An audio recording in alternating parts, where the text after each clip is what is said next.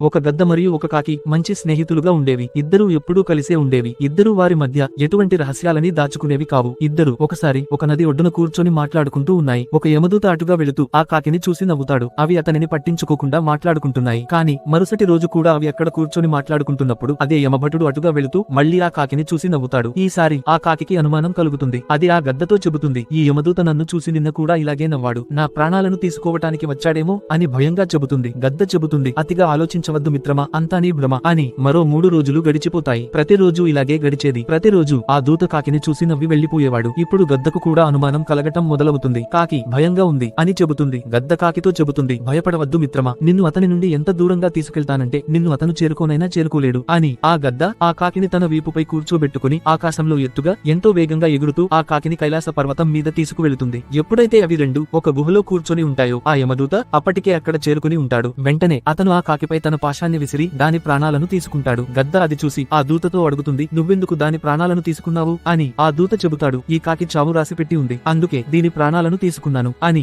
ఆ గద్ద అడుగుతుంది, నువ్వెందుకు ఆ అడవిలో దానిని చూసి నవ్వేవాడివి, అప్పుడే దాని ప్రాణాలను తీసుకోవచ్చు కదా అని. ఆ దూత బదులిస్తాడు, ఈ కాకి చావు ఈ పర్వతం పైనే రాసిపెట్టి ఉంది, కానీ దీనిని చూసి నాకు ఆశ్చర్యంగా అనిపించేది. ఇంత చిన్న రెక్కలు కలిగిన పక్షి ఇంత వేగంగా ఇంత దూరం ఎలా ఎగురుకుంటూ రాగలదు అని. అందుకే నవ్వుకునేవాడిని. కానీ ఆశ్చర్యకరమైన విషయం ఏమిటంటే దీని ప్రాణ స్నేహితుడి